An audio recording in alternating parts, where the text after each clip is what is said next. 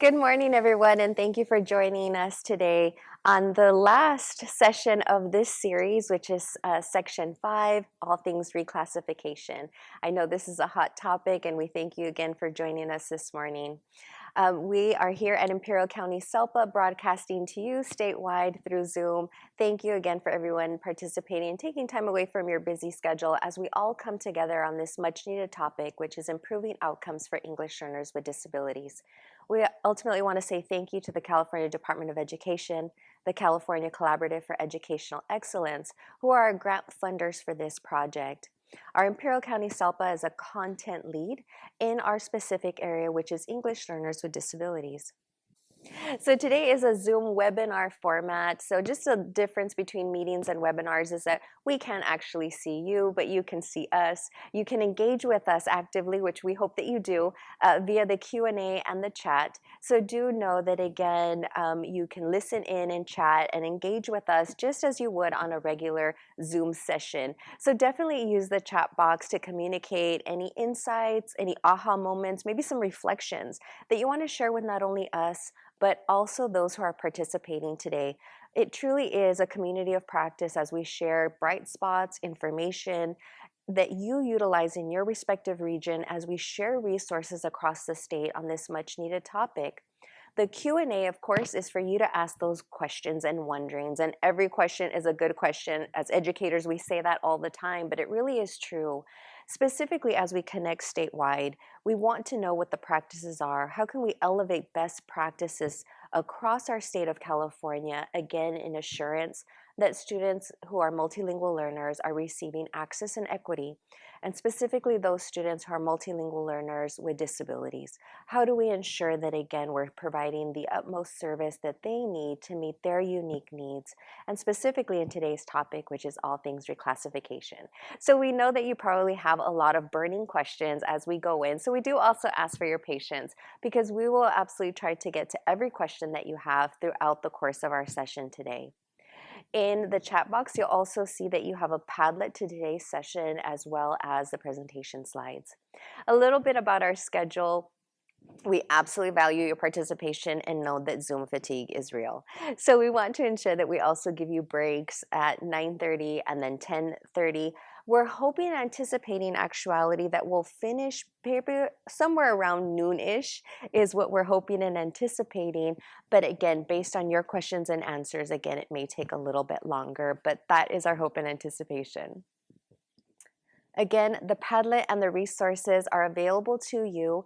The Padlet is a running Padlet. This is a part of a long series that we've had throughout the course of this particular school year. If you wanted to access any of the prior materials, video recordings, or other sessions that you missed prior to today, you can find everything in the Padlet. It's all encompassing. Feel free to remake and share as you see appropriate. We also hope that you will take these resources within your respective district office, COE, if you're at a SELPA, at a site level.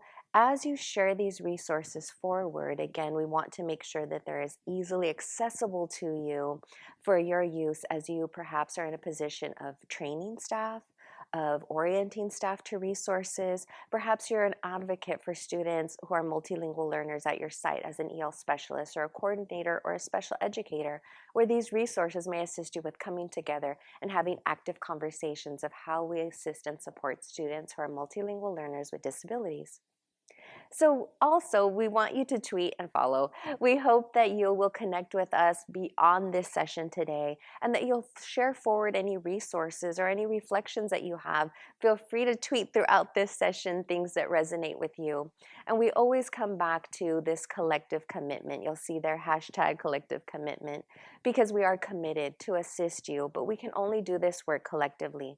When we all work together to leverage our resources, our knowledge, and expertise, as general education, special educators, EL specialists, special education experts, as we bring our knowledge together, we will truly be able to make these mind shifts, these shifts in practice to ensure, again, that students truly are receiving what they need at each school across California. So my name is Dr. Deborah Montoya. I am the Senior Director here at Imperial County SELPA, and I'll share a little bit about myself and my colleagues, but we'd like to know who you are. Please introduce yourself in the chat box. We'd love to know, what is your current role? Are you joining us as a special educator, a SELPA director, program specialist, school psychologist, EL specialists, EL coordinators, TOSAs? We'd love to hear in the chat box who is here with us today, as we hope that there's a full variety, as it really takes all of us to ensure, again, that we are effectively supporting the students in our communities. So let us know who you are in the chat and a little bit about ourselves. So while you introduce yourselves in the chat box, a little bit about myself. I am the Senior Director at Imperial County SELPA, and I have the honor, pleasure, and blessing to be able to engage in this work statewide. Improving outcomes for English learners with disabilities is our content lead. And a little bit of background, I was a school psychologist long ago, followed by having been a special education director for a district, a principal, a director of support services and special education for students with moderate and severe disabilities, low incidence needs, and extensive supports, and then coming to the SELPA. Now this is about my 5th year. But I have to say that this particular work in improving outcomes for English learners with disabilities truly has been a passion and has enabled us, and I say us because we're a small team. Lupita Olguin-Rubio is with me today. She will be our co-presenter and she's moderating the chat. We'll be switching off during the morning. But I have to say I'm so honored to work with her. Lupita is an EL specialist, curriculum coordinator here at the county office, over 20 years of experience in her work. And as we work together in my knowledge of special education and hers as EL specialist, as we come together, we're consistently learning and gravitating to each other. Vanessa Lopez, our third of our team, our esteemed colleague, again, having been an EL coach, a special education teacher, having co-taught assistive technology and lots of knowledge under her belt. So collectively, we constantly are having these conversations about how do we continue to ensure that students who are multilingual learners with disabilities are receiving what they need. How do we ensure from pre-referral to assessment to the development of that IEP and through reclassification and those considerations, that through this whole trajectory that we're actively having conversations as special educators, as EL specialists, leaning into the work together, that we ensure that we are supporting your needs statewide and we're actively thinking about the changes that are occurring in California all of the time. We hope that we model this for you statewide because, as we've noted before, it truly takes a collective group leveraging expertise and knowledge. So thank you if you're joining today in your respective role as an EL specialist, as a general educator, as a special educator, a special education teacher, specialist, service provider, assessor. Whatever your given role, do know that, again, we need to be friends.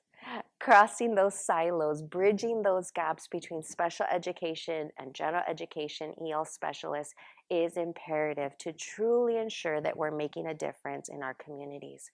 We have been siloed for way too long. So the more that we work together, we can have these thoughtful conversations and be thoughtful partners with each other as we truly engage in this one system.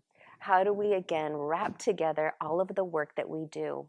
So if this particular area, which I'm assuming it is as you joined us today regarding English learners with disabilities, wherever you are in the state of California, you can have accessible resources to you by reaching out to your county office, by reaching out to your geographic lead within the system of support, and all of the area-specific needs where we, again, are a SELPA content lead in all things improving outcomes for English learners with disabilities.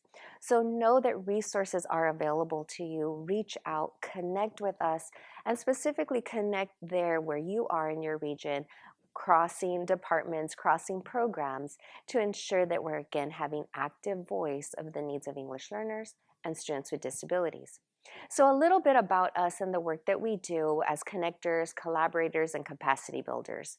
Facilitating conversations even amongst each other within your region as you look for best practices, bright spots that exist nearest to you to, again, ensure that you're receiving supportive resources and, of course, us sharing with you as appropriate. So if that's an area of interest, you want to connect with us or learn more about our work, feel free to read over that one-pager and then connect with us via email.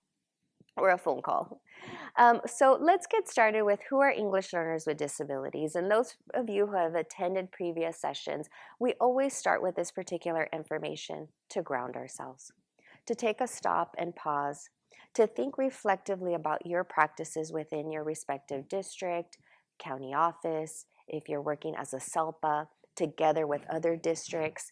So as you think about who are the students whom we serve, who are English learners and who are English learners with disabilities? What we know in California is that we see about 26% of English learners are students with disabilities. That fluctuates at times between 25%, maybe 28%.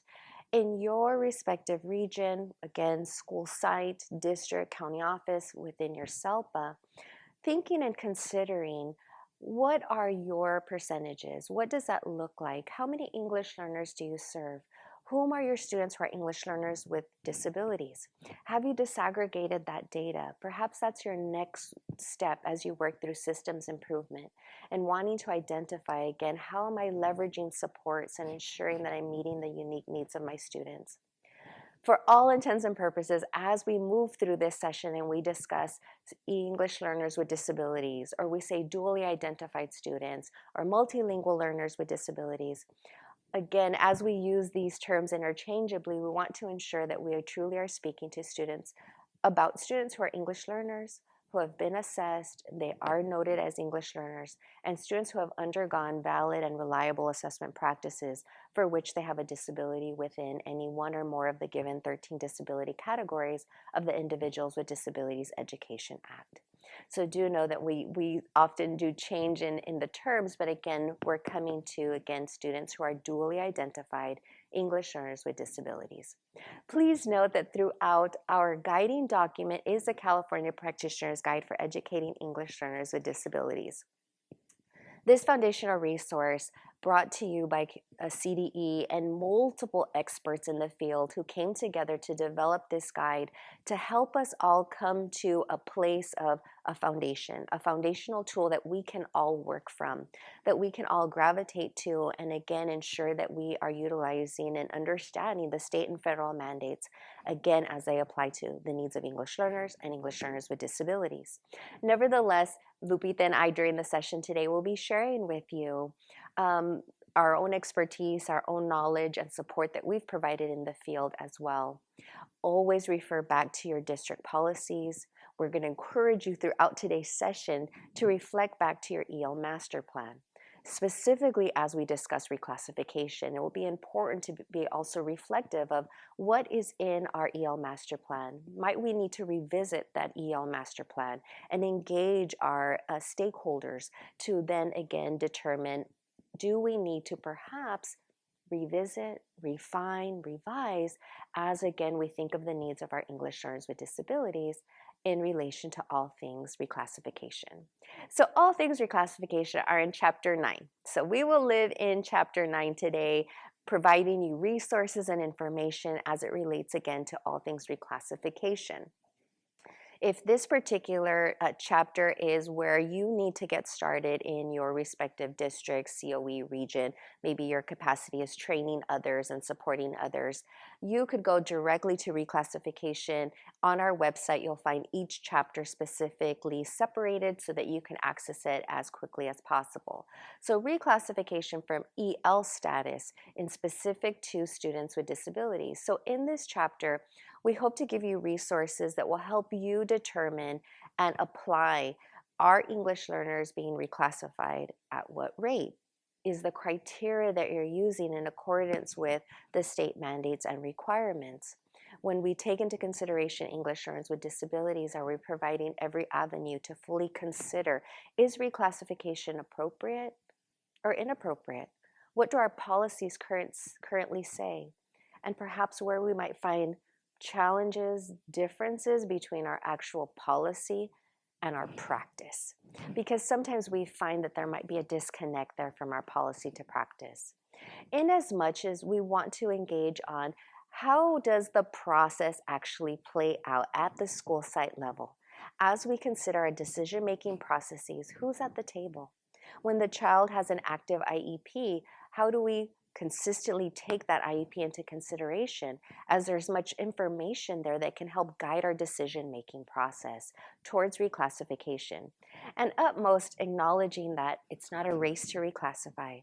We want to ensure that students are making progress, that they are showing, again, development and progress towards English language acquisition skills that are going to assist and support that child in being successful, having improved outcomes over the course of their education. So as we take all of this into consideration, we do acknowledge that as an LEA, we want to engage in the reclassification process when appropriate. And how do we implement the 4 criteria for reclassification for English learners with disabilities? What are the applications?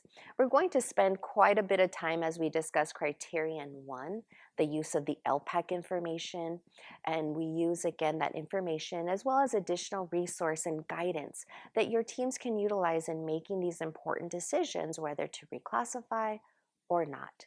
So through this process, we'll be showing you 3 pathways towards potential reclassification for dually identified students. So 3 different pathways as we think of the varied needs of students with disabilities. As we know, students with disabilities are a varied group, varied needs and unique needs, even within each of the respective disability categories. As we also know that English learners have varied needs given their different levels of proficiency status. So as we think of the criterion that are required for reclassification, we hope to give you resources within each to again assist and support your teams. So let's first think about EL status. When an English learner demonstrates that they've acquired the necessary skills to be academically successful without specialized support, and we've emphasized without specialized support. Because when in fact we reclassify a student, they become reclassified, fluent English proficient, we are then removing those much needed supports that perhaps, again, if we can truly say that those supports are no longer needed, we move forward with reclassification. We know that we will then monitor students. Yes, we will. But this is the base of our question, is without specialized support, will that student continue to progress, to be successful, to be independent, to again fully engage in their instructional program? So we don't take this lightly. It's important that we understand that as team members, we are discussing the removal of designated ELD, integrated ELD. What does that look like in the classroom? What supports are already available? So as we think about the requirements of reclassification, we're going to start with the English Language Proficiency Assessment, our criterion. We'll start there and spend quite a bit of time. But as we go through teacher evaluation, parent involvement, and student performance, we're looking at, again, this intersectionality: English learners, students with disabilities, and the compounding effects and needs of our dually identified students, and how we may need additional resources to build into that process. So with that, we will also review the 3 pathways. The 3 pathways we will review in detail as we move forward. And we share this with you early on because I know sometimes you'll want to jump to pathway 3. Tell me more about how do I get there faster. But we are going to start in sequence and give you examples for each and scenarios for each. So you will have some independent work to review scenarios as we go through each one of the pathways towards reclassification. The first pathway being English learners with disabilities who are able to demonstrate English language proficiency in all 4 domains: listening, speaking, reading, and writing, with or without accommodations, which we'll speak to in a bit. Pathway 2, English learners with significant cognitive impairments who are assessed using an alternate English language proficiency assessment process, so using the alternate ELPAC. So our students with extensive support needs also have a pathway towards reclassification. And then lastly, which I know is a very hot topic, English learners with disabilities whose disability itself is so unique and impacting their performance on the English language proficiency assessment, for which 1 or more domains, again, may not be accessible or appropriate, even given the accommodations that are available. So we'll speak to that as we move forward as well. So all within criteria 1, we will engage in each one of these pathways before we move forward. Because this is an important thing to note as we continue to come back to this intersectionality of needs of dually identified students, and why we encourage, again, the supportive structures as professionals, working together as special educators as well as EL specialists to have these conversations and leveraging each one's expertise. It's important that we acknowledge, again, all of the information that's available to us in relation to English language proficiency, the development of second language skills, as we look at English language proficiency assessments, the applications, the task types, what does pedagogy look like that's linguistically and culturally appropriate. Our EL specialists can assist and support as our special educators come to the table and discuss specific disability needs. What are the disability categories? How does that disability specifically impact that particular child's learning and needs? So as we work together, we also want you to be reflective and consider the EL roadmap policy. And how does that play out in our specific school site, school district, our COE support to our school sites and school districts, as we come together and be reflective on assets-oriented, need-responsive schools. We always want to be responsive to the students whom we serve.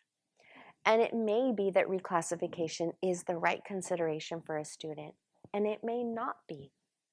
And that's where we come to think, again, needs responsive. What are the true needs of the student?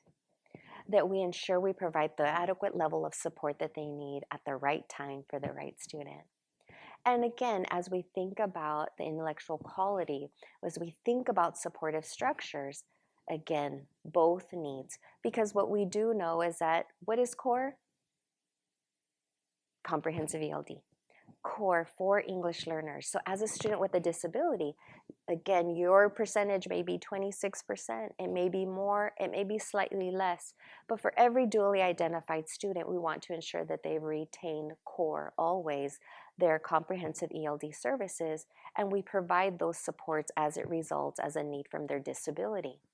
So when we take that into consideration, what we also recognize is that within those 13 disability categories, and if you want to learn more about each of the disability categories, we do have a link there to, again, orient you to the various disability categories. But what we have noticed in the data across time, and this is the 2021 CalPADS Fall 1 data, is that we have this emergent disability category of specific learning disability, which has various prongs to it. 36% of English learners with disabilities are in this unique disability category, specific learning disability. What we also know is that we have many students who are in the long-term English learner category that are also in the specific learning disability category.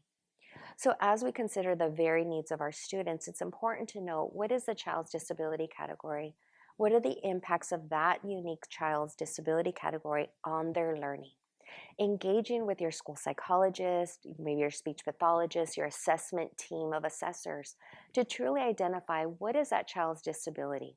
We encourage you to do that early on as you then engage in the potential considerations for reclassification, because that will also assist and support us with future conversations regarding accommodations, supportive structures in the classroom, primary language resources, and what those look like given that unique child's processing deficits and their relative strengths and weaknesses. Because as we think about each disability category, every child is unique. Every child has skills and abilities that they bring to the table. How do we elevate those skills and abilities as well as provide the supportive structures as a child who is also an English learner? So as we think about all things dually identified, let's start with a question. So feel free to drop it in let's do the Q&A this time. In the Q&A, we'd like you to respond to this question. And it's okay to say, I don't know or I'm not sure. Does a student's IEP or Section 504, because as we consider needs of students with disabilities, that also includes students with the 504. Also, although we know that being an English learner is not a disability in and of itself. I always have to say that just to be sure, because we're always meeting new friends in Zoom. So with this question, IEP or 504, do these plans take precedence over the provisions for English learners in California Ed Code?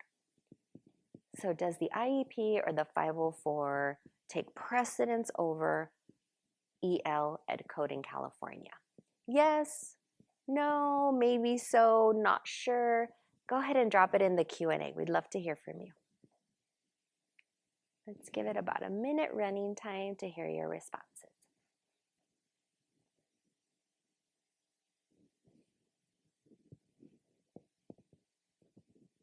Let's see, my good friend Lupita is going to tell me where are we more or less. Okay, some no's. So I'm not sure. I appreciate honesty. This is how we learn. We grow together.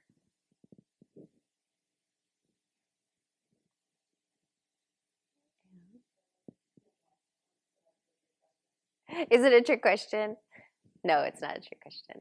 But I see where it can be feeling like a trick question, because as special educators, I think we've always been oriented to say the IEP. The IEP, our legal binding document regarding all things regarding the student's disability, the supportive needs, least restrictive environment, ensuring a free and appropriate public education.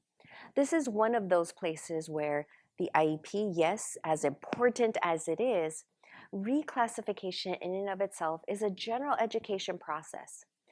Students being an English learner and receiving core Tier 1 services, comprehensive ELD, general education process, Tier 1. Special education living outside of those tiers, above those tiers. So as we consider reclassification, we absolutely want to take into consideration, of course, the student's need as it results from the disability. What are the disability-related services that the child receives as an entitled to? So acknowledging the IEP is required. However, even with that IEP in place, we have the 4 criteria that we will respectfully take precedence to as we consider reclassification.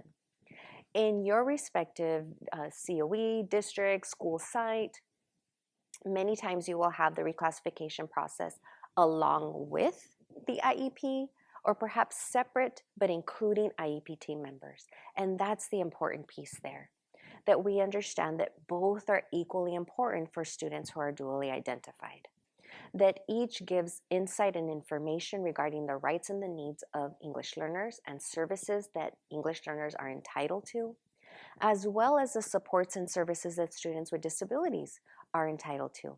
And that's why it does make it complicated, this intersectionality again. How do we ensure that English learners are receiving the supports and services that they need prior, during, and as we consider reclassification? So as we think of reclassification of English learners with disabilities, let's look at the criterion and the pathways. The criterion for reclassification has not changed in quite some time. So we start with English language proficiency assessment. And that's where we're going to ground ourselves and start for quite some time and focus in this particular prong here. This particular criteria can be very involved for students who are dually identified, where we're thinking of different lenses to provide support and to ensure, again, that we're looking at the right data. In 2019, there was a shift, though, and we want to acknowledge that we're all on the same page as we get started with the criteria 1, that the overall performance level is 4. And that's where we want to live. The overall performance level that is required is 4. And you're going to hear us repeat that several times as we consider English language proficiency assessment. We'll later get into teacher evaluation and the use of also artifacts from the IEP to support teacher evaluation as we consider the needs of dually identified learners, the importance of parent involvement and their engagement as they consult and collaborate with us in making decisions that are appropriately made for their individual child, and student performance, how we utilize those artifacts in recognition, again, of students who may also take alternate assessments, SBAC, CAA, and classroom assessments. So as we think about the suggested reclassification process, and that link does take you to another CDE presentation slide that was provided early in the school year. And we'll share with you again some CDE resources that again might be beneficial to you in the field. So when we think about assessment of English language proficiency and the use of the ELPAC scores and or the alternate ELPAC scores, teacher evaluation, comparison of teacher performance as you look at artifacts, observation, and again, parent consultation. So we'll walk you through each of these criterion, but first starting with English language proficiency assessment. So with that, I'm going to switch over to Lupita in just a second as we take a deeper dive into all things English language proficiency assessment. Okay, folks. And again, my name is Lupita Olguin-Rubio. I'm a coordinator here at the Imperial County SELPA, and it's a pleasure to be here with you, rounding out our 5-part series of the California Practitioner's Guide for Educating English Learners with Disabilities. Again, our focus today is reclassification from EL status for our dually identified students. And therefore, we want to be able to cover all 4 of the criteria through the lens of this population of students, dually identified students. So as Debbie mentioned earlier today, following this process, focusing on criteria 1 today, which emphasizes our overall performance score of level 4 for all of our English learners, particularly our English learners with disabilities. However, when we're talking about English learners with disabilities, we absolutely must take into consideration their disability and how it manifests in their learning, and which domain or domains does it manifest in, because that's going to help us determine and to be able to provide the appropriate supports that they need to ensure that they have every opportunity to access English with those necessary supports, both through the lens of the disability as well as the level of proficiency in which they are in, English language proficiency in which they are in. So again, for criteria 1, assessment of English learners with disabilities, the overall performance level is 4. It remains to be 4. And here the consideration of the IEP team is to take into account the disability, how it manifests in their learning, which domain or domains does it manifest in, and what are the supports that are being provided specifically for that disability through the lens of language proficiency, so that it does not interfere with the progress of language proficiency.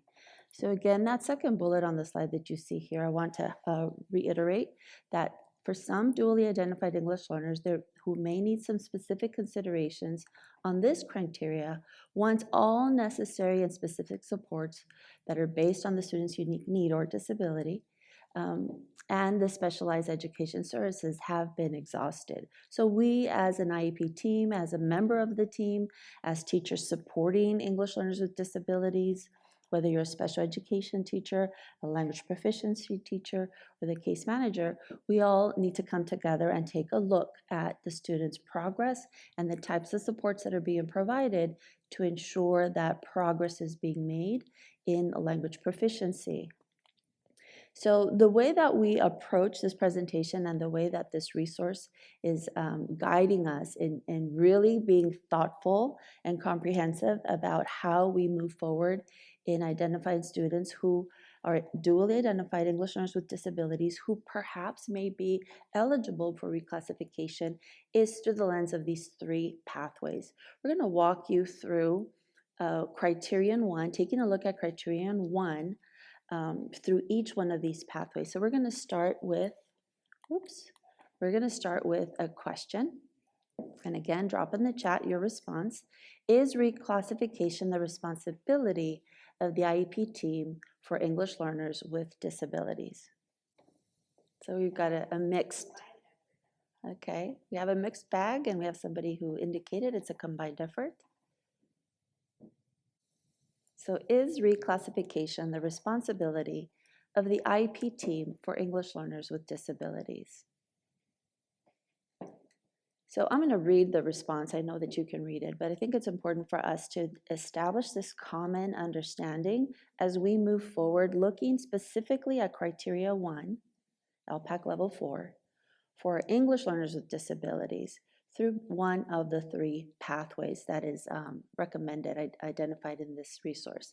So each district or LEA must establish policies and procedures to designate the staff responsible for reclassification of English learner students.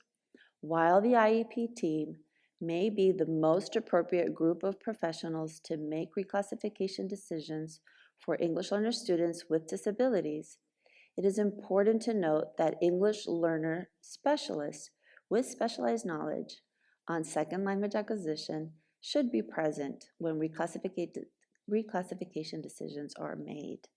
So if your English learner specialist isn't already part of your IEP team, it's important for us to really think about that very critically. And again, every LEA has this established policy of what the makeup of the IEP team is and what that looks like and their specific goals. So through this presentation, our goal is to be able to provide you a place, a space, some resources and opportunities to really think through, not so much how to get from A to B, right? However, what are our current practices and policies? What resources are available to me now that perhaps weren't available to me, 5 years ago or even yesterday, depending on what your role is and how long you've been in your position. So that as we move forward and start thinking about best practices for English learners, and in this case, English learners with disabilities, as we're considering reclassification processes and protocols, it's important for us to take into consideration who needs to be at the table to engage in the dialogue, to bring in information, to provide input on the student as well as the practices to help us really establish a better system to address the unique needs of our English learners. In this case, the very unique needs of our English learners with disabilities as we are considering the possibility of reclassification, because as we all know, reclassifying an English learner indicates that the student no longer needs the EL services that they once did as an EL student, right, under EL status. So we're indicating that this student has already progressed in his or her academics, has already progressed in English language proficiency, and is at the point where he or she is performing academically and linguistically comparable to his or her English-only speaking peers at their grade level, therefore no longer needs EL services, and so those will be removed. So it's really important for us to move forward with that in mind, because otherwise then our student is going to be missing out on necessary resources. So again, let's go back to criteria 1. Again, criteria 1 is the use of an objective assessment instrument, including but not limited to the State English Language Development Assessment, which we all know is the ELPAC. And here what we're all really focused on is this overall score performance level of 4, which is a requirement for all English learners. And as we take into consideration our dually identified students, I want us to focus at the very bottom bullet of this slide that for some English students with unique needs or our dually identified students may need some specific considerations on this criteria. Again, going back to our FAQ, who needs to be at the table? As we are moving forward and beginning this conversation within the IEP team on whether or not the student has met all the required criteria and whether or not the student is absolutely capable of performing comparable to his or her own English-only speaking peers at their grade level, it's important for us to make sure that we have all the information that points us in that direction. And for a student with a disability, that extra layer that we're looking at is the language proficiency level, as well as the disability category and how it manifests in his or her learning, so that we're clear about the supports that are necessary that have been offered to be able to get them to that point. So again, the responsibility of the IEP team, something that they need to determine annually, is if the ELPAC is going to be administered with or without accessibility tools, if the student needs those accessibility tools, and or if the student is eligible for a domain exemption, or if the student needs to be, if we need to administer the alternate ELPAC. So again, the IEP team will determine this annually for all of our English learners, dually identified students. So again, let's take a look at, we're going to look at the 3 pathways, but today, right now, actually, I'm going to walk you through pathway 1, reclassification pathway 1 for our dually identified students, focusing solely on criteria 1. So let's take a look at what pathway 1 looks like. So English learners with disabilities who are able to demonstrate English language proficiency in all 4 domains, listening, speaking, reading, and writing, with or without accommodation. So when we have a dually identified student who is able to demonstrate eligibility for reclassification is based on their performance or proficiency in all 4 of these domains. So that is the scenario that we're going to present to you today through pathway 1. So again, what do we focus on? We want to be able to ensure that the student that we're considering for reclassification has had all of these supports, has been provided all of these supports and accommodations, and in accordance and alignment with the student's IEP, their goals, their disability, how it manifests in their learning, whether or not it's an IEP or a 504 plan. We want to make sure that it's an alignment with what's already written in their plan. So for an English learner with a disability, we want to take into consideration, again, how the disability manifests in any of the domains or in perhaps more than one domain. And so it's important for everybody who works with the student to understand how the ELPAC is organized, how it is assessed, and how the domains are going to be assessed, and how perhaps the student may be able to progress with the supports, and or perhaps in some cases without the supports with each one of these domains. So it's absolutely critical that the EL teacher who's working with the student, the case manager working with the student, is very aware and knowledgeable of the ELPAC, the domains, and how the student is assessed, and how these domains are being assessed, and how it plays out in instruction throughout the year, so that those supports are being provided and progress monitored, and the student indeed is being lined up for reclassification appropriately. One of the tools that we recommend for IEP teams to take a look at and to have a conversation, a comprehensive conversation about are we providing the appropriate supports, is this student accessibility checklist. So it's a really wonderful tool to help us have that conversation and really determine what are the appropriate supports that the students needs based on each of the domains. It gives us an opportunity to take a look at what accessibility resources are applied for the ELPAC and administered by which domain. How do they support the student's specific need as it manifests in their learning and what it might look like in the classroom, as well as any adjustments that have been made as the student progresses through the years academically and linguistically. So this tool can be used every time the IEP team meets, and ultimately to help make that decision of whether or not the student is eligible for reclassification. So it's really important for us to really think about how the student is familiar with the support, rather than introduce it at the time of the administration of ELPAC. It's important for the student to be familiar with how to use the tool, what it's designed to do, become familiar with the tool, and to be able to understand how to use it to be able to support their learning. So it has to be something that the student uses in his or her learning throughout the instructional day. So without this type of familiarity with the support, it could potentially become a barrier when administered during this ELPAC assessment.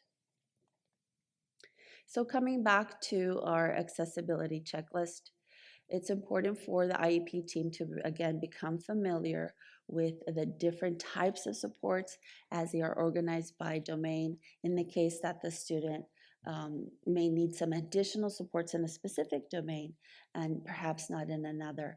So the more familiar we are with the tools that are provided to the IEP team, the teachers, are able to introduce these resources and supports during the instructional day, and therefore having an impact on the students' progress, both linguistically and academically, as they progress. So the IEP team needs to have this conversation, needs to have the information from the teachers to be able to determine what the disability is, how it manifests itself in learning, where does it manifest in learning, perhaps the most, where those supports are most necessary, and then those supports being implemented throughout the instructional day, throughout the instructional year, again, to gauge progress, and then be revisited to see whether or not adjustments need to be made.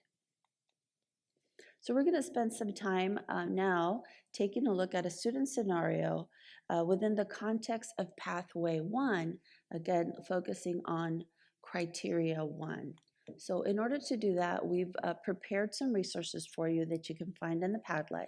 We're going to spend some time, ask you to spend some time reviewing the resources for Amanda, the student scenario for Amanda.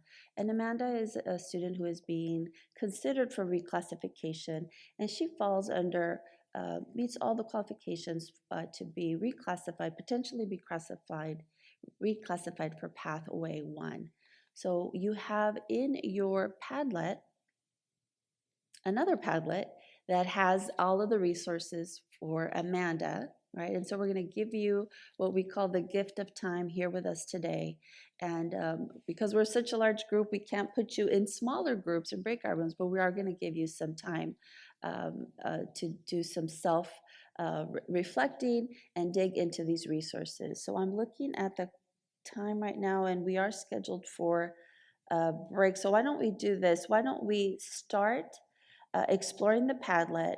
We'll take a short break, and then we'll come back to pause and process what you've learned, maybe some questions you've had throughout the Padlet. So let's give you 15 minutes to explore the resources in the Padlet.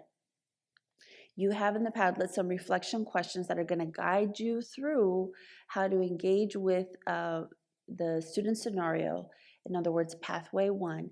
And then we're going to give you a break, and we'll call you all back. I think if we build in the break, then that's about 25 minutes, Deb.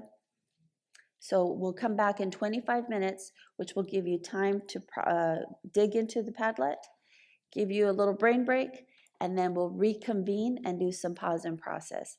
So I'm looking at my clock. We'll be back at, am I right, 9:35? Does that sound about right? Okay, so let's reconnect at 9:35, and remember to squeeze in a little break between reviewing the Padlet, reviewing the student scenario, the reflection questions, and then we'll come back. Welcome back, everyone. In the chat box, if you'd like to drop any questions, or let's say the Q&A. The Q&A might be a little bit easier to monitor. So feel free to drop any questions that you have in relation to Amanda's scenario, any wonderings, perhaps any added values where you thought this was a great add to our current process. So as you think about these particular reflective questions, we'd love to hear from you in the chat. As you come back from your break, we hope you had some time to pause and process the reflections of Amanda as a student with a disability requiring accommodations in order to demonstrate full proficiency on the English language proficiency assessment. So if we consider the ELPAC, accommodations that were necessary, accommodations by domain, universal designated supports included, and how the team navigated through all of the resources in support of making a determination if it was appropriate or inappropriate to reclassify at this time. So as we consider Pathway 1, a student with a disability who is taking the ELPAC and is then utilizing accommodations, as we consider those accommodations, some reflective questions for you in the field as you consider your specific processes and practices at each of the respective school sites, taking into consideration, are students who are English learners with disabilities provided with training, teaching, and support of how to use the accessibility features on the ELPAC? Do your ELPAC administrators, sometimes it's a classified staff, sometimes it's a certificated staff member who's administering the ELPAC to the individual. Does that person have knowledge of how to ensure that the student is accessing those accommodations? Are they aware that the student coming to them has all of these required accommodations that are needed and necessary to truly have access to the ELPAC assessment itself? Those important questions to reflect upon going into the process of assessment, as this may be a child who you would say, no, I wouldn't reclassify. We want to ensure that she has further access to the ELPAC assessment itself to then provide data that is actually in alignment with her skills and ability in relation to English language acquisition skills. So as we consider in the scenario reclassification and what that looks like, you probably notice lots of artifacts, and we're going to get into the other criterions as we move forward. But let's look at English language proficiency assessment again, still living in criteria 1, because now you may be thinking about the student with a disability who has extensive support needs, that child who has cognitive impairments and deficits in areas of adaptive functioning for which the ELPAC assessment in and of itself is not appropriate. So we're still considering, again, English language proficiency assessment and the achievement of an overall performance level of 4. As we get into the alternate ELPAC, the conversation will change a little bit. So let's continue progressing forward as we look at English language proficiency assessment through that lens of the dually identified student who would then be accessing reclassification possibilities through pathway 2. So still in criteria 1, now considering pathway 2. English learners with significant cognitive impairments using an alternate English language proficiency assessment. So in California, now that we have adopted the alternate ELPAC, what did that look like? What does the performance look for that child? And how do we come to this decision of, is the alternate English language proficiency assessment appropriate in this given scenario? So it's important to note, who are we testing? What are the needs of the individual child? What are the unique needs as it relates to their disability category? You serve students who have a primary disability category, some who have a primary and a secondary disability category, students with multiple disabilities. And as you decipher the needs and the impact of that student, you may come to this question of, is the ELPAC appropriate? May we need to consider the use of an alternate assessment? So the first question that we all need to ask is, does the student have a significant cognitive disability and an IEP? That is a foundational question for which we will then potentially consider the use of the alternate ELPAC. So as you could reflect upon the students that you have, coming back to the accessibility checklist, this may be a useful resource as you also work through all of these considerations. Well, you're probably noticing that I skipped over domain exemptions. It's okay. We'll come back to that in pathway 3. So we are focusing now on the bottom section of the accessibility checklist resource, where it specifically notes, does the student have a significant cognitive disability and an IEP? That is the question that needs to be asked. When in doubt, refer to the psychoeducational assessment, have a conversation with your school psychologist, your team of assessors, if it was a team that came, pull out that psychoeducational assessment or multidisciplinary team report to intently review what are the cognitive ability skills of this student. Does the student potentially need reevaluation of accessibility tools? Because you may be finding that the child does not have a significant cognitive disability, for which then the alternate ELPAC would not be appropriate. Alternate assessment is not appropriate for students who do not have significant cognitive impairments. So if that is a case where your response is no, you may want to revisit the universal supports, designated tools, and accommodations. And as I mentioned before, ensuring that the student has awareness and skill of how to use those accommodations, because that will make every difference to ensure that the student has access to the assessment. Because again, in this respect, we want to ensure that the student has access to the right assessment that will yield the right data, given that respective student's skills. So we ask ourselves, are we assessing English language proficiency or are we assessing the disability? We want true data and information regarding English language acquisition skills, for which then we want to ensure that the test is accessible and not testing the disability. So if you find that the student does have significant cognitive impairments for which the ELPAC is not accessible, even with all of the accommodations present, the alternate assessment may be most appropriate. So your team will engage in these conversations just as you do when you're considering, is SBAC appropriate or the California Alternate Achievement Assessment? The same is true, ELPAC or alternate ELPAC. For a student who's already been deemed appropriate for alternate assessments in general for statewide assessments via the CAS system, a child taking the California Alternate Assessment as well as the alternate ELPAC. But let's walk through these 3 IEP team confirmations because I know this is where sometimes we have some confusion in the field. So as we consider the needs of students with extensive support needs, as you're in an IEP team for a child with moderate to severe disabilities, specifically our students in this moderate range, sometimes we get a little bit sidetracked of, is this appropriate or not? So let's come back to this fundamental question. Does the student have a significant cognitive impairment? So if you answer yes, your team is confirming that the child has a disability or multiple disabilities that significantly impact intellectual functioning and adaptive behavior.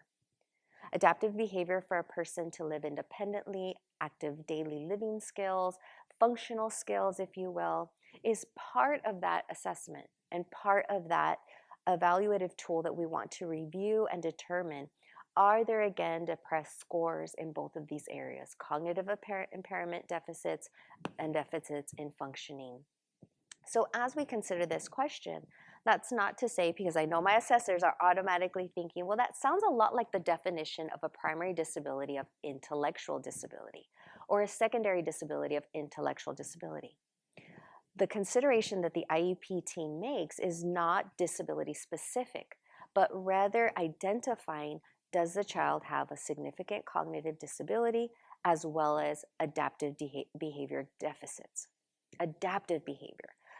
So as we think of these 2 prongs, we may come into situations where we have a child whose primary disability is autism, where they have a cognitive deficit as well as adaptive functioning deficits. But that's not to say that all children with a disability category of autism are appropriate for the alternate ELPAC. So that's why it's so important that we have individualized conversations about the individual student, because within each of the disability categories, students have different needs, different skills and abilities. So the fundamental question again is, does the student have a significant impact to intellectual functioning and adaptive behavior? 2 prongs, and these are some of the artifacts again that you would bring to the table to have this conversation. Again, special educators and EL specialists together engage in these conversations. The second prong of this IEP team conversation is confirming that the student is learning content aligned with the standards for alternate achievement.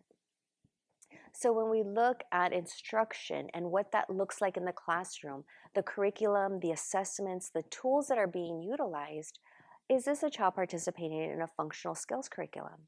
Is the student being provided with information, training in different ways, again, to ensure that meeting their needs as it results from their cognitive disability and their adaptive behavior skills? So when we think about students with extensive support needs, yes, access to grade level Common Core state standards in alignment with the California Alternate Achievement Blueprint. So if you're thinking about what does classroom instruction look like, how do supportive structures look for students with extensive support needs, we'd want to ensure that as you're looking at artifacts that it includes work that is aligned, instruction that is aligned to the California Alternate Achievement Blueprint. We also have those resources. That's a separate train in and of itself, but we do have those resources linked into this presentation slide, the California Blueprint for the ELA and the California Blueprint. So if you are familiar with the California Alternate Achievement Standards, the students who we're referring to more than likely, but again, it's an individual team decision based on the uniqueness of this child, where you may be providing instruction in the core content areas and possibly in the essential understandings. So those of you, again, who serve and support students with extensive support needs, where we gravitate to writing our goals and objectives, aligning our lesson plans to the essential understandings, and ensuring alignment to Common Core state standards at grade level with the use of those essential understandings. That's a very helpful tool for us. So as we consider the needs of English learners with disabilities, our dually identified students also need modifications, accommodations, and extensive supports to access the ELD standards, for which you're also using the new blueprint for the alternate ELPAC. So that's the question here. Are we also in alignment given that child's needs as it results from the disability? And then lastly, the question asked here is that the IEP team confirms, so you're confirming with all certainty that the student is or will be receiving, maybe it's part of this process of the IEP team, that the student needs extensive, direct, individualized instruction and substantial supports to make measurable gain. Not to say, so not to misinterpret direct instruction individualized as a one-to-one, that's not what we're saying, but that the student needs direct individualized instruction that again is direct to the student based on the skills and needs as a result from their disability. So again, as we consider students with extensive support needs, we're examining the curriculum. Again, alignment to alternate achievement standards. Students with significant cognitive disabilities need different prompt levels, different resources, materials, tools. Maybe AAC is more involved and has more pages based on the needs of the student. And again, the accessibility is the key question that we're asking. Is the ELPAC accessible for a child with extensive support needs? Probably not.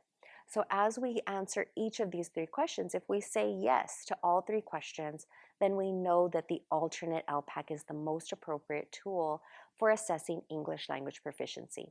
Because again, are we assessing English language proficiency skills or are we assessing the disability?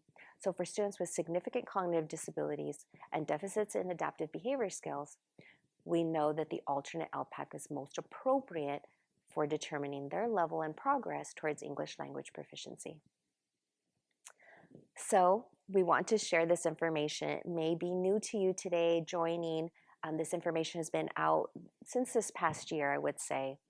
But please note that a specific learning disability in and of itself rules out the consideration of the student having a cognitive impairment, for which the student would then not be eligible for the alternate ELPAC. Let's unpack that a little bit. So if you're in an IEP and the child has a primary disability of specific learning disability, maybe a secondary disability of specific learning disability, that disability category by definition is not a student with a significant cognitive disability.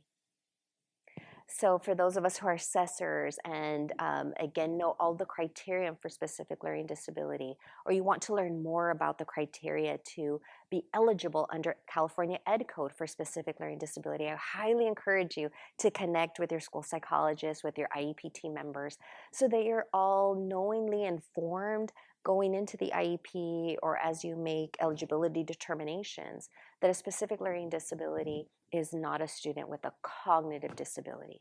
Their disability may be traumatic brain injury, it may be multiply disabled, it may be autism, it may be intellectually disabled, all the other disability categories that are appropriate. But do know that by definition, specific learning disability rules out that that child has a cognitive delay. So if we think about that first primary foundational question about the alternate ELPAC, your team would have to confirm that the student has a significant cognitive disability. So right off the bat, if you see specific learning disability, SLD as we say, then the child is not eligible for the alternate ELPAC. And we preface this because we know these conversations are difficult. We know that as you're having these conversations, the more information that you have available to you, the better, so that we're making informed decisions about students and providing the right supports. So as we think about the alternate ELPAC, again, in its field test this year, it meets the requirement for the English language proficiency assessments. The results will count as a summative alternate ELPAC. We hope and anticipate that the alternate ELPAC scores will be out as early as late July, early August. That's the last that we've heard. The cut scores, again, are slowly being published, and teams are working with ETS and Sacramento County Office of Ed to develop, again, those cut scores, constantly reviewing and supporting those of you in the field that serve students with extensive support needs to ensure that, again, the alternate ELPAC is useful, accessible, and gives us data that is important, because we want students to be able to show what they know so that we in turn can then adjust our instructional practices and supports, rightfully so that students, again, receive what they need. The alternate ELPAC task types are laid out in this particular infographic. If you're still becoming familiar with the alternate ELPAC and its use in its administration in an integrative manner, both expressive and receptive skills, the design is very different compared to the alternate ELPAC. So we highly encourage you to receive the training through the Moodle website. If you want to know more about the alternate ELPAC, again, the task types are laid out in this infographic. It is in your Padlet as well. It's found on our website.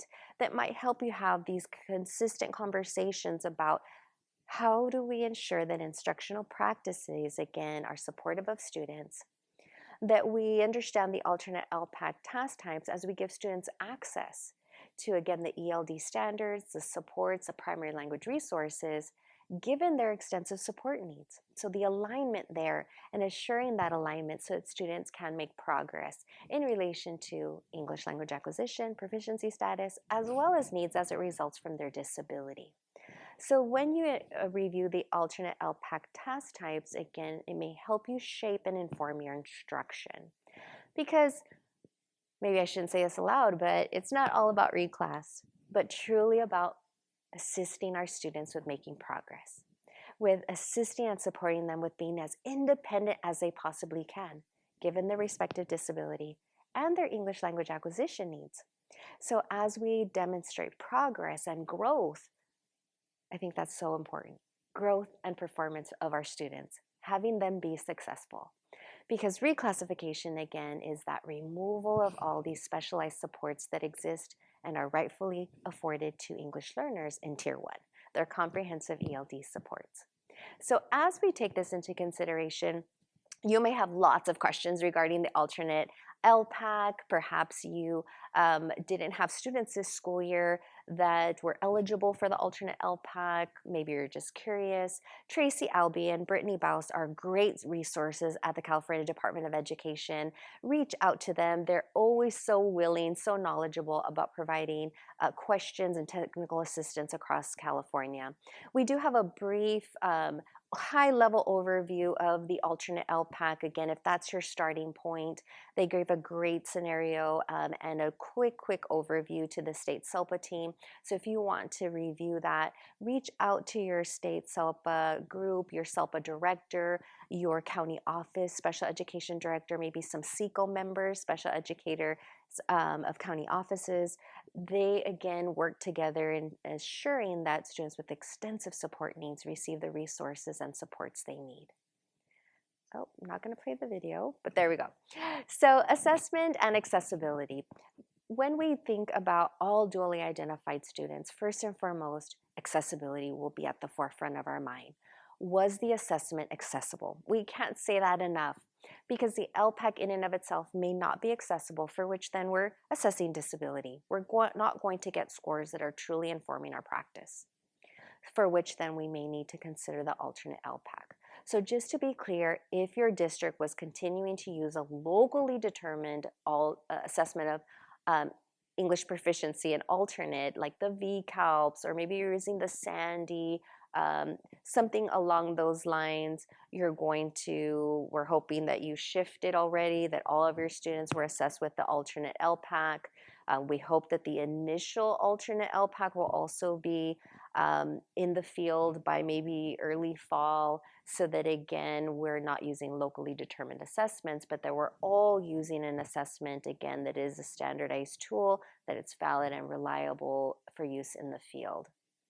So please note, if you are making reclassification decisions prior to today, then you could have used your language proficiency assessment that you administered prior to, so you still had scores from last spring, from your VCALPS or your other locally determined assessment of alternate English language proficiency skills. Nevertheless, after February, so as of February 1st and forward, we're going to have to wait for those alternate ELPAC scores to come so that we can then make active decisions about appropriately reclassifying a student.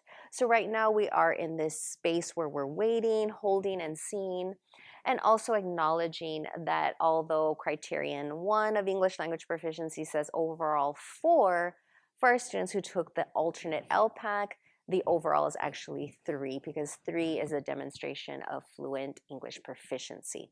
So more to come as we get more information on the alternate ELPAC and those particular scores. But just wanted to clarify there, again, depending on where you are and what assessment you have at your disposal right now. So in all things alternate achievement scores and knowing the needs of students with extensive support needs, significant disabilities, students with significant cognitive disabilities, it's always helpful to engage in a scenario as well, because there was a lot of information that I shared with you right now, and I know that few are serving students with moderate to severe disabilities. We also have a prior recording about all things in service of students with extensive support needs. So if that is where you want to learn more, please reach out. That's a deep passion of mine, is serving students with extensive support needs. But we have a scenario for you of Marcus. We'll drop the bit.ly in the chat box so that you have it accessible to you. It takes you, because we have Padlets within Padlets. So this is the direct Padlet for Marcus, who is a student with extensive support needs, who's been identified as a child with a significant cognitive disability and functional adaptive behavioral skill deficits. So this particular scenario, we ask that you again take 15 minutes to review the scenario, reflect on the scenario, and these particular reflective questions are important for you to think about, especially given your current practices. What documentation was available related to Marcus's unique disability as a student with extensive support needs? What was that impact on learning? What evidence did they present to indicate that the student had received EL sound instruction or not? What did integrated and designated look like for Marcus? Does it tell us enough information? Do we need more? And that's oftentimes where we hope that you're thinking, as you're thinking about, again, these scenarios of, how does this compare to your local practice at your respective school site? Perhaps you're an EL specialist assisting and supporting school sites and at the district level or individual school sites in refinements of their practice, of going back to their EL master plan, because your EL master plan truly dictates all of this process, where you may find that it's time to reconsider, time to make some edits. Because lastly, again, we would hope that you think about it today and perhaps use this resource back at your school site to have this conversation. What additional documentation did you and your team feel is still needed and necessary? So thank you for all of the questions in the chat or the Q&A. If this is an activity that you'd like to replicate, feel free to do so. You have Padlets within Padlets. Remake the Padlets of the scenarios. Use these guidance and resources in your district, school site, SELPA, as you see appropriate. If you later invite us to work directly and provide technical assistance to your school district or your school site, or your SELPA, multiple districts, however, again, you want to seek support, when we engage in that individualized community of practice with you, we often have you go out into a breakout, come back, have conversation. So through this webinar, it's a little bit different, but we'd love to hear you engage through your words in the chat box or the Q&A box. Some of the questions I wanted to share with you, as you may have noticed all of the questions going on there, which is questions like, what if this is a child who's participating in a special day class setting? What if this is a student who's participating in some kind of special education environment for a certain amount of time? That part, regardless of where, because that's a different conversation that the IEP team is having based on the varied needs of the student and that student's respective disability. When we're considering use of the alternate ELPAC, it's truly about the student's disability itself. What is a student's primary disability category or secondary disability category? And given those disabilities, when we look at the information presented, does that child have a significant cognitive disability and deficits in adaptive behavior? Those are those foundational questions that we started with, because if we say no to that very first question, then we know that the child is not eligible for the alternate ELPAC. We need to go back to the ELPAC and identify additional accommodations that may be necessary, or now that we're getting into pathway 3 in just a moment, potential domain exemptions. So that is an important question to note. So we're looking at these prongs of, again, does the student have a significant cognitive disability? Is the student receiving curriculum and instruction that's aligned to the alternate achievement standards because of that significant disability? And then is the student receiving extensive support and direct intervention and instruction? So those were those 3 prongs, again, that are needed and necessary to then determine if the alternate ELPAC is appropriate. In this scenario of Marcus, again, you saw various evidence, tools. There was also reference to a rubric, and there was a question in the chat about the rubric. So the rubric truly refers to your EL master plan. Each of you in your respective district have an EL master plan that guides all decisions for how students with disabilities who are English learners are reclassified. What does your rubric say in your existing district, at your school site? When you're making these decisions, you typically will have a form. It'll have all 4 criteria, so we must follow all 4 criterion. But through each criterion, it will list different artifacts that your EL master plan, through your ELAC, through your DLACs, have made decisions about what are appropriate tools and resources that we might use for dually identified students when we're considering reclassification. So that's what's referring to in that rubric. And only you will know what that is in your region, in your district, wherever, again, that umbrella falls of your EL master plan. So we can tell you what our EL master plan is in Imperial County, but that, again, are local decisions that you'll need to reflect on, and perhaps in that reflection find where refinements are needed, where adjustments are needed, or perhaps where you're sitting back and saying, no, our reclassification rubric is very clear and it's very supportive to our team, and it follows, again, the requirements the CDE has put before us within each of the 4 criterion. And right now we've solely focused on criterion 1 in considering, again, how do we know that the child with a disability is able to show English language proficiency skills, to show what they know given the ELPAC, with or without accommodations, or if eligible, the alternate ELPAC. So that was the primary question that we saw there. For Marcus, we saw different types of artifacts being utilized, up and into including, someone in the chat box also asked the question, well, what if in the scenario the student has a significant cognitive disability and is also possibly a student without voice, nonverbal child? So the child, again, we first want to ask, how does that student communicate in various environments? Because it's about ensuring that the student in their own mode of communication is able to participate in that alternate ELPAC if eligible for the alternate ELPAC. So the child might use their AAC. We have the ability on the alternate ELPAC to know ahead of time so that we can adjust and program the different pages of the AAC accordingly.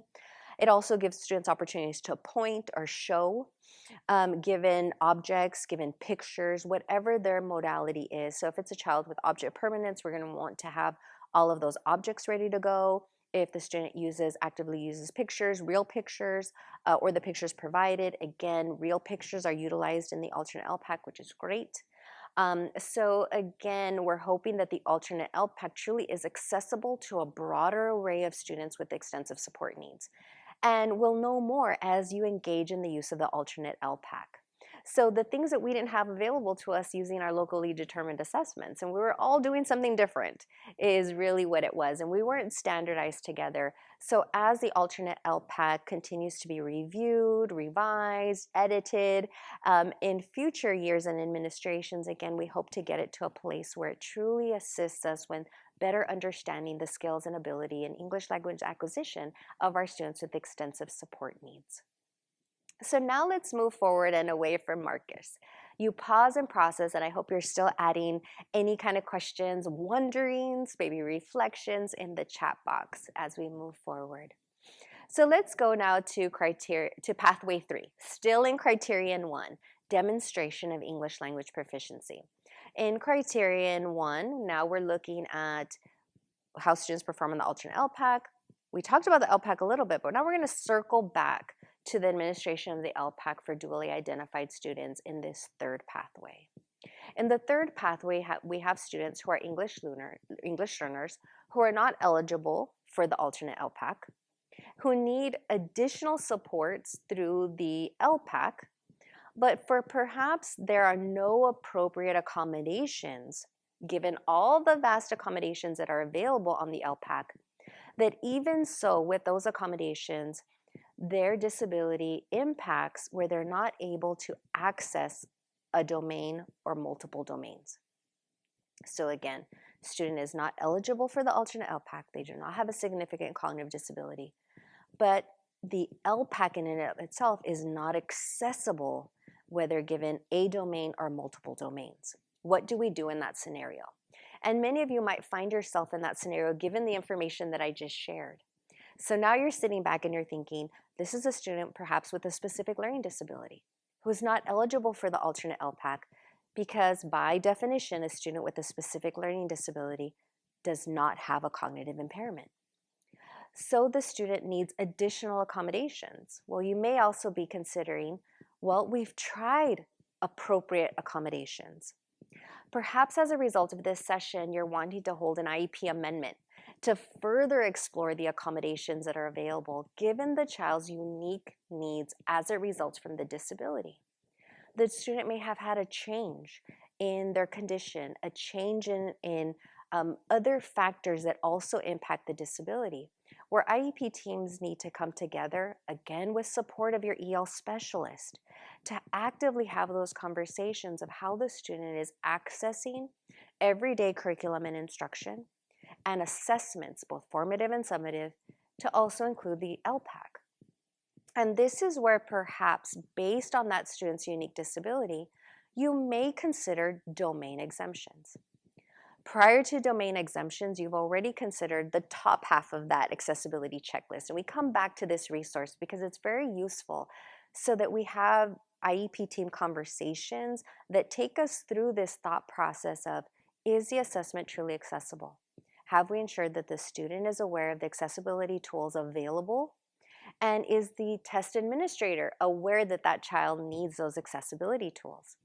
But even given those accessibility resources, universal tools, designated supports, and accommodations, we may find that a certain domain or domains are not accessible because of the unique disability. In those few instances, we may exempt that child from a domain, whether listening, speaking, reading, or writing. So let's consider that first. What are the questions that we would ask? What is that student's unique disability would be our first question. What is this student's unique disability? Again, we might need to refer back to the special education case manager, the school psychologist, that psychoeducational report, maybe it's a speech and language assessment, or a combination thereof. And we're having a conversation of how that disability uniquely impacts their listening, speaking, reading, and writing skills. So it's not to say that, oh, automatically they have a disability, so we're going to domain exempt. We would want to see this through line from what is the disability, what is the impact of that disability. So I'll give you an example. We may have a student with a disability in the area of specific learning disability, where that specific learning disability explicitly says that they have patterns of restrictive weaknesses or severe discrepancy in the area of writing, for which then they also have an IEP that's linguistically appropriate and a goal in writing that's written to be linguistically appropriate. And they're actively working in the IEP towards achieving and progressing at grade level standard writing skills, for which then Again, we know that that disability is there. The student probably or may have, again, a processing disorder in the area of maybe it's a phonological processing disorder. We're also thinking about reading skills. Maybe the student also has some orthographic deficits where we're also, again, thinking that because of the deficits, even given speech to text, even given, again, all the accommodations available on the ELPAC, given that disability, the writing domain is not accessible, perhaps. And I'm just giving you a very broad example because it is student specific, individualized. That's why your IEP team members, together with your English language acquisition team, or at best including at least one EL specialist to work through this conversation. So it may be that I'm going to domain exempt the writing, for which then the results of the listening, the speaking, and the reading, I will still get an overall composite score. So in that respect, the student could achieve a 4. So when we think about the EL criteria 1, the student could then demonstrate a 4 given the other 3 composites. Well, what if I need to domain exempt 2? In the scenario given earlier of what if the student is nonverbal and is still learning how to use AAC, is perhaps still struggling with, or they're transitioning perhaps from a picture support system to now their AAC device, even with accommodations, it just got very complicated in the administration of the ELPAC. So we're feeling that the speaking is just at a disadvantage, and we're assessing their skills on how to use their AAC as opposed to actual English language proficiency.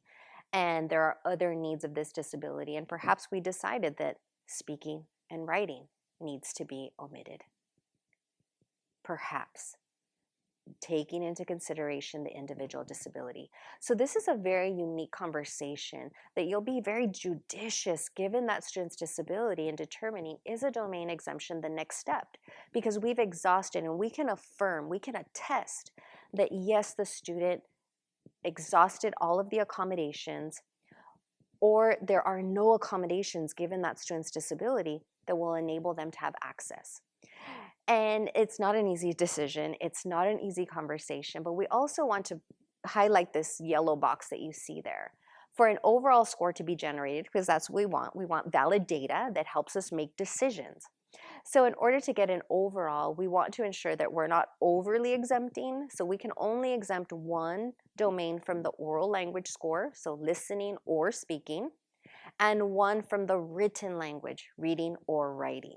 So being very careful because again, our goal is to have an overall score so that we can make an informed decision about reclassification, or what I'd like to say, a more informed decision about how we're going to shape instruction. Because again, it's about progress and progress made in helping students gain independence, skills, and success towards English language proficiency. So as you consider domain exemptions, think about that student scenario, think and consider of what is the student's needs. And here are some questions that might assist your team. These are questions that you'll take back to your IEP. You might have an amendment. You might have a combination IEP/English language acquisition meeting, so you can work through these scenarios. Perhaps it's a student who you realized they should not be taking the alternate ELPAC. They need to take the ELPAC because they're not eligible for the alternate ELPAC. So we need to dig deeper. What accessibility resources have been utilized to the ELPAC administration by domain? That's the beauty of it as well, as we want to specifically consider the disability and its impact on listening, separately reading, writing, and again, speaking. As we consider all of them across the board, think about the student's disability. Are there impacts to that particular domain? The same would be true is, how have we identified those supports? Do they match what's going on in the classroom? That'll be a telltale sign because we don't want to do something different during assessment and in the classroom. We'd want them matched to ensure true accessibility. And over the years, have we adjusted those accessibility resources? Perhaps the student has become more independent, for which then we remove some of those accessibility resources because they don't need them. The real question there is, are we being intentional about the accessibility resources that we're choosing for the student given that unique student's disability? So again, coming back to the experts that know and understand the student's disability needs And then the EL expertise, our EL expert explained to us, well, what are the task types? What do they look like? How do the accommodations play into the actual assessment so we have a better understanding of where adjustments need to be made? So where appropriate, you may decide that there are no appropriate accommodations. We've exhausted or they're just not available, and we need to then consider domain exemptions. Domain exemptions may be considered. So that might be an IEP decision to have an amendment, to engage in that conversation about why we're considering a domain exemption, and then if the team is in accordance with each other, making a firm decision to say we need to domain exempt to truly be able to understand the student's English language proficiency skills. So that's where this intersectionality again gets very, very complicated. And here are just some resources that might assist your teams with having the conversation about, again, what is included in listening, the listening domain specifically. So of all the 4 domains, when we consider listening, speaking, reading, and writing, what does that look like? It could then help us go back to that psychoeducational report, to the IEP present levels, the baseline of the goals and objectives that have been written, and again, make those comparisons of where are those challenges for the student that is making perhaps the ELPAC domain assessment inaccessible, where through the accommodations process, again, we need to acknowledge how are the supportive structures, what does receptive skills look like, what do expressive skills look like for the student, given their unique disability. So it is a very layered approach when you're deciding domain exemptions.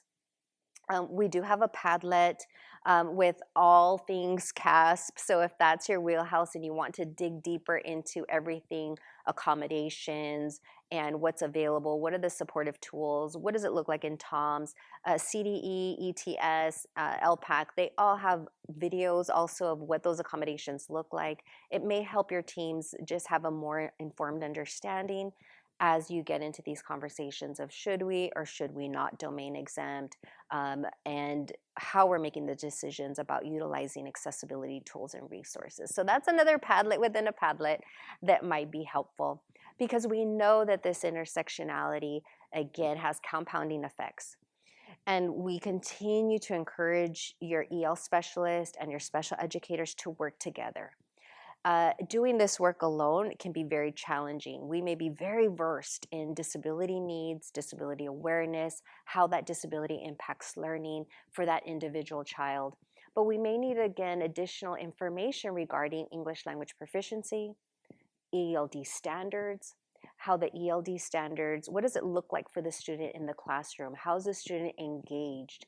What's the response modality? What communication forms does the student use, given the disability, given their needs as a dually identified student? As we come to this point, again, at this intersection, we're making a hard decision about domain exemptions and ensuring that, again, the assessment and the results are valid and reliable given the needs of the student. So this pathway 3 can become rather complicated, where again, the student's disability in and of itself precludes them in one or more domains. So it's impeding their ability to fully engage in the ELPAC administration in that particular domain, which is then again bringing down the overall composite, where the student may get stuck. I know what you're thinking, they get stuck in level 3. But perhaps with that domain exemption, the student would then actually demonstrate a 4. They would actually demonstrate proficiency skills. So we highly encourage you to have this active conversation, specifically for those students who perhaps you now recognize were not eligible for the alternate ELPAC, or perhaps you now recognize perhaps again this student is demonstrating or being identified as a long-term English learner where more accommodations are necessary, and or perhaps we need to domain exempt to truly show what the student knows and to actively make a decision about considerations for reclass. So that's where it gets tricky. And we could talk about various scenarios. And again, we're always here to provide you technical assistance. We'll continue to monitor the chat. But what better way to think about this particular scenario and this third pathway where we're considering domain exemptions is in the scenario of Jaime. So we come back to these reflective questions. Jaime is a student that falls in this area of specific learning disability. where again, the alternate is not appropriate, but we're having questions. We're having questions about accessibility tools. And we want to better understand the unique disability, the impact on learning. So you'll look at some evidence and artifacts and how their team engaged in conversations about what does sound EL instruction look like? What is comprehensive ELD, both integrated and designated as a Tier 1 service? And then what additional documentation your team feels is necessary. And that's again, thinking back to your EL master plan. As you review the scenario, you may be considering, well, maybe that's an add-on to our local decision about reclassification, that we need additional artifacts. Perhaps we need the liberty to have more of an array of artifacts. Perhaps it's not clear on how we make this decision, and perhaps our sites within our LEA are making different decisions, coming to different decisions, although we have the same process in our EL master plan, but maybe the practice has gone a little awry. So we hope that this scenario helps you and reflect again about making these active decisions about reclass. So of course you have another Padlet within a Padlet. So we'll drop the bit.ly into the chat box so that you have it. This one again takes you to the scenario specifically about Jaime and Jaime's need as a student who is a dually identified student in the middle school grades. Again, we'll give you 15 minutes to explore the scenario. It is rather detailed, which is great because that's what we want you to be thinking about. What are the nuanced details? How do we make these informed decisions at the site level? Again, remake the Padlet if you like it. You can always reuse it with your teams as a training tool, a teaching tool, or just a conversation in your community of practice. So again, we're going to give you 15 minutes on the clock and then an additional 5 minutes to drop all of your questions into the chat box, and then we'll resume. So we'll resume at about 11:20. Perhaps 11:25, we'll give you a little bit of break and then we'll come back. So again, we're giving you 15 minutes to explore the resource and then actively utilize the chat box to ask any questions, and Lupita and I will be moderating the chat. Thank you. All right, welcome back. Welcome back, friends. As we had an opportunity to review Jaime's scenario, some of you may have been in agreement, maybe disagreement, I don't know. But always important to remember, what does your EL master plan say? For our EL specialists, our EL coaches, whether you're at the LEA level, so district level or county office level, maybe you're at a SELPA working with the county office and you're providing supports to districts, we come back to the EL master plan. What does it currently say? Are there some, again, perhaps changes, refinements, redactions maybe that are necessary? And including your ELACs and your DLACs and having these active conversations about what the requirements are, what is the Ed code regarding the 4 criterion for reclassification. And we've spent the bulk of our time in criteria 1 because that's really where the majority of questions are. And we know that specifically this third pathway can become quite difficult because it is very nuanced. We're making judicious decisions about individual students with individual needs as it results from their unique disability. And that's where it gets quite challenging. So if we're again looking at the IEP, the individuality of that student and the impact of the disability, we can then make informed decisions about domain exemptions. And we also recognize that in the field prior to now, domain exemptions were rarely heard of, although it existed in federal code for quite some time. So the domain exemptions, again, by domain, were available. We just necessarily weren't talking about it. We weren't utilizing them. We just weren't sure how to. So again, the ELPAC Administration Accessibility Checklist will help you work through all of those conversations up to and including the decision to potentially domain exempt one domain in the oral and one domain in the written composite, which for then you could potentially then obtain a 4. So prior to jumping to a conclusion and reclassifying a student with something less than a 4, we would hope that you would have an IEP team decision and talk about accessibility tools and resources. Because the Ed code since, again, 2019 is specific about an overall of 4. We do know, again, for those students taking the alternate, however, the overall composite is actually a 3 because it has different cut points for the alternate ELPAC. So focusing in again on pathway 3. you had the opportunity to look at Hyman and understanding that progress is progress made. And that's what we hope that all students achieve, is progress, gaining English language acquisition skills over time and continuing to grow and truly flourish in their independence, in their abilities, because academic English, we know, is not easy, and making decisions that are wise and supportive of the individual student. There's no rush to reclassify, because what we do know is that we may be hasty and remove needed specialized ELD supports too quickly. So you had some time to pause and process. We're hoping to meet the finish line at 12 o'clock. So we're going to skip forward and review the other three prongs of criteria. So teacher evaluation, parent involvement, student performance. I'm going to switch it over to Lupita, but I will continue to moderate the chat and the Q&A. We love all the questions that you have. We're here to assist and support you. So let's go on through to the next criterion. Thank you, Ms. Lupita. Thanks, Debbie. Okay, folks, so we've spent a whole lot of time on criteria 1, focusing particularly on the 3 recommended pathways as identified and described in the California Practitioner's Guide for Educating English Learners with Disabilities. And again, it's important for us as a representing this work to remind you and to really have you think about and give you opportunities to think about your current practices and policies as we walk through this conversation about reclassification from meal status for dually identified students.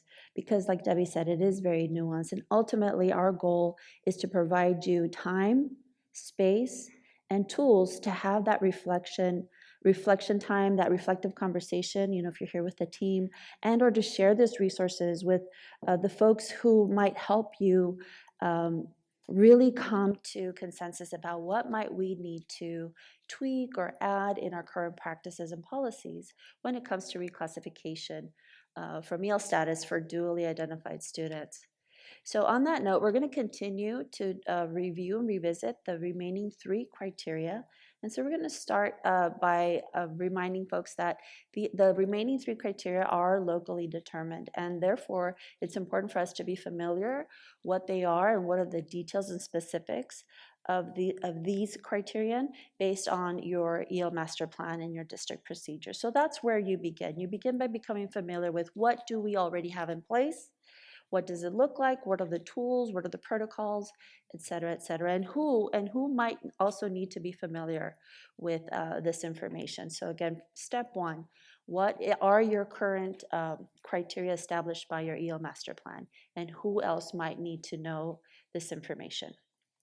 So let's start with criterion 2. Criterion 2 is teacher evaluations, and currently it's locally determined. However, come the fall of 2022, the OPTEL will be taken to the State Board of Education, which will be hopefully approved. I'm pretty confident that it will be approved, and it will be the statewide assessment or evaluation rather for both criteria 2 and criteria 3, because you'll be able to use it to have these conversations with the parents and access some input from them. So the observation protocol for teachers of English learners is the tool that is just right around the corner. So it's important for us to be aware of that. In the meantime, we want to be able to take into consideration, when it comes to dually identified students, to take into consideration their disability category, how that disability manifests in the different domains, and therefore we want to take into consideration the goals that are written in the IEP as a result of that. Why is that important for criterion 2 for teacher evaluation? Because that means that you're going to have to gather information for perhaps multiple teachers who are working with the student, who are progress monitoring the student, who are implementing supports to provide access to the content area for the student. And this information is absolutely critical as we begin to have a conversation of the possibility of reclassification, necessary reclassification. Because again, ultimately what we want is we want to make sure that the student is no longer needing English learner services and supports. The last thing we want to do is to remove these supports by rushing through the reclassification process and ultimately getting students reclassified when indeed perhaps they might need these very important supports. So again, making sure that we are familiar with the students' goals, appropriate goals as they pertain to their language acquisition. And we also want to make sure that we have data to support that as we're having that conversation, that reclassification conversation. We have some tools within the practitioner's guides to help us do that, and so we're presenting them to you here. Again, you don't have to use these. However, if in your current practices you don't have a tool to help you gather and organize this information to bring to the table to have a more comprehensive conversation of what the student is able to do, what are the supports that have been implemented, how effective have they been, then we are offering you some resources here that can be found in the practitioner's guide to help you do that. So now let's talk about parent involvement, which is criteria 3. So criteria 3 is important in that outside of the academic setting, students are also engaging in learning, right? And so it's important for us to tap into that resource, which is your family, right? Your parents, your guardians, the folks who are with the student, the child, outside of the academic setting. And so it's important for us to be able to provide an opportunity for ourselves, for the parents to give us that input. In this case, particularly speaking to language acquisition and language progress. So it's important for us to be able to set some time aside to really think about what are some of the questions, what's some of the information that we're seeking to help inform and give us a better idea of whether or not we're moving in the right directions in terms of reclassification. So things to consider is when that opportunity comes for us to meet with the parents is to make sure that parents are understanding everything that we are presenting to them. If necessary, that the documents are translated or the use of interpreter or both, right? So it's important for us to really take this time to gather important information because there are some extrinsic factors that may have an impact on students' progress, both academic and linguistically. And so the parent is going to be able to give us some insight to that and provide us a more comprehensive picture of what the student is able to do outside of an academic setting that contributes to his or her progress and learning within the academic setting. We've also provided this tool and additional tools in the form of that Padlet within the Padlet to help us really start thinking about a process or a more linear process for providing resources for our parents to kind of really continue to build that bridge of communication between parents and our IEP teams. Because ultimately the parents are part of that team, right? They contribute in their knowledge and understanding and their aspirations and goals for their own children. And so that information is absolutely critical, not only for reclassification purposes, but for ongoing progress, academic progress, social emotional progress, as we continue to provide the different specialized supports and language supports for our English learners who are also dually identified. And finally, the last criteria 4 is student performance. And so in this case, this is really taking a closer look at basic skills relative to the English proficient students. So what we want to take into consideration, whether you're the teacher, the administrator, the EL specialist, the case manager, is that you have as much information as possible, which includes the appropriate supports that are lining up with the student's area of need, and that we're progress monitoring these supports. Because ultimately what we're saying is that when we're thinking about consideration for reclassification, we're saying that this particular student has sufficient English or is proficient in English sufficient to be comparable to his same age and English only speaking peers. And so that indicates that the student no longer needs English language supports or services. So it's important for us to, when we get to that point where we're identifying that a student is possibly ready for reclassification, we're saying that that student has met that criteria. And so again, I think it's safe to say that most LEAs in the state of California are using the SBAC to make this determination, and we're saying that the student, in this case, would very likely be at a level 3, which is comparable to English only and same age level peer. And so this is where perhaps I know there was a question in the chat about a student meeting level 4 in the ELPAC, but not being comparable, right? Not meeting the basic skills criteria. And so this is where perhaps you want to step back a little bit and ask yourself, is this an opportunity for me to really think about, and really the team, to really think about and identify what types of supports are in place, how effective are they, is it time to readjust? Because if we're seeing that a student is linguistically proficient, right, a level 4 on the LPAC, but we're not seeing that same level in basic skills, then that in my humble opinion, kind of raises a red flag about, well, what types of supports are being provided? Are the supports lined up with the student's area of need? And is it time to adjust or readjust? So, because that's going to help give us more accurate or current information, making an adjustment if necessary, or implementing supports that perhaps may not have been there, to see if that is going to further help support the student academically in this area. So first and foremost, we want to be able to exhaust all of these resources, revisit them, progress monitor, have conversations with the student about how is this tool helping you? What else helps you in your learning, right? And so we do have tools in your Padlet to help you have that conversation and gather that information with the students as well. That it's important for us to be able to make sure that the tool that we're using, again, it has been approved by your DLAC or ELAC. So it's important, again, we want to be fair, we want to be consistent, we want to make sure that this is accessible to all of our students, and we want to take into consideration both their language acquisition level, as well as the area of need, their disability, and how it manifests in their learning. Again, all of this is going to really fall on the responsibility of the team to take a closer look at your current practices and policies and ask that question.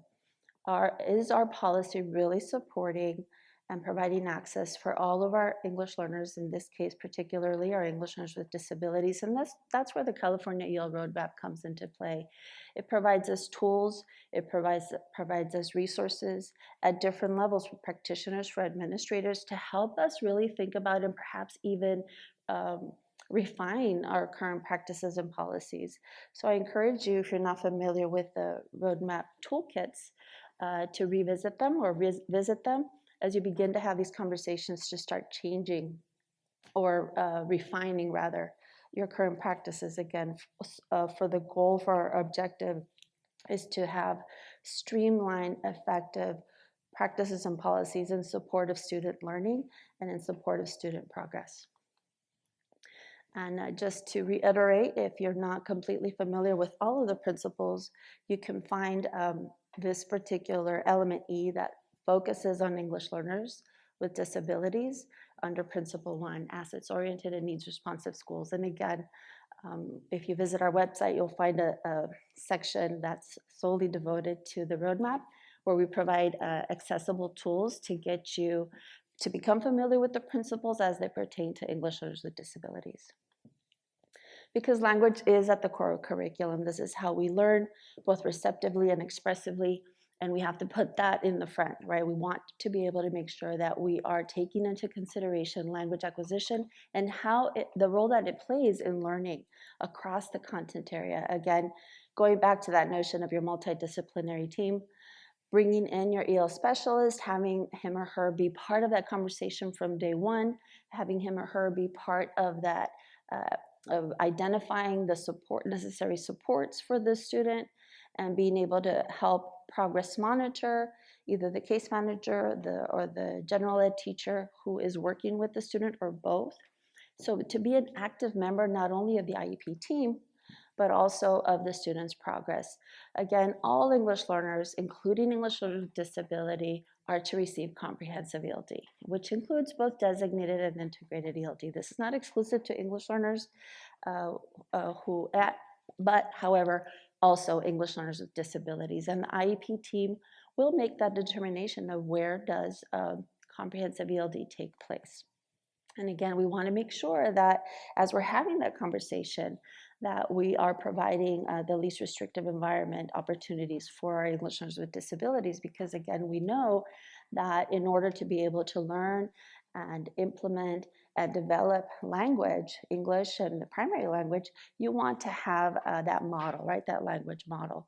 In this case, the least restrictive environment is going to be the most appropriate opportunity for a dually identified student to have access to different levels of English language proficiency, and most importantly, opportunities to thrive as they have more English language models. And again, a reminder that comprehensive ELD, mostly focusing right now on designated ELD for a dually identified student, is a protected time. We don't get to pick and choose which ELD, which part of ELD are we going to provide for our dually identified students.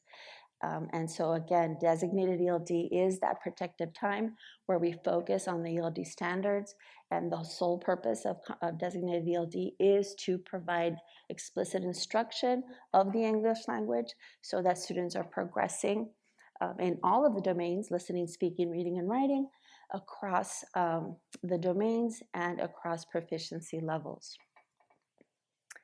And also, we want to take into consideration the appropriate supports that the student may need based on his or her disability related needs. So again, identifying what domains are going to be mostly affected based on the student's area of need, what supports might he or she need in support of those domains and in support of learning, making sure that the student is familiar with those tools and knows how to use them and what they're for. I think it's really important for students to understand that we're using this tool, this technology, this resource so that you can, right? So they need to understand and know from us that they're going to be using this resource to help them to continue to learn, to better understand, to better respond, etc. So again, this is where the IEP team needs to have a really good comprehensive picture of what the student is able to do, what are the areas of need, and begin to identify and line up the supports for the student when they're developing their goals. And again, we want to take into consideration how all of this will have an impact on criteria 4. We want to make sure that we exhaust all of these resources, that comprehensive ELD is taking place, both designated and integrated, that the student is in the least restrictive environment when it comes to engaging in English language development instruction, that the appropriate supports are being provided, are being monitored, maybe even revamped or revisited and changed, or maybe a new support is necessary, that all of those pieces are in place as they line up to the student's identified goal in his or her IEP. Because ultimately we want to make sure that all of these pieces are in place before we come to the determination whether or not the student is indeed no longer needing EL services, because ultimately that's what we're saying. We're saying that the student has met the criteria established by these 4, all the different characteristics are identified, locally identified, and or the criterion 1, the one identified by our state, that the students have met all these criteria, and therefore we're ready to have this conversation for reclassification. And we want to make sure that when we get to that point, that all the evidence points to that direction, that indeed the student has already progressed linguistically, has already progressed academically comparable to his or her English-only speaking peers, and therefore is no longer in need of EL services. And so when we get to that determination, we want to be able to identify which pathway we're going to look for as guidance towards that reclassification process, so that we're not losing track or losing sight of his or her disability or disabilities. We're taking that into consideration, kind of that intersection of both language and learning based on the student's need.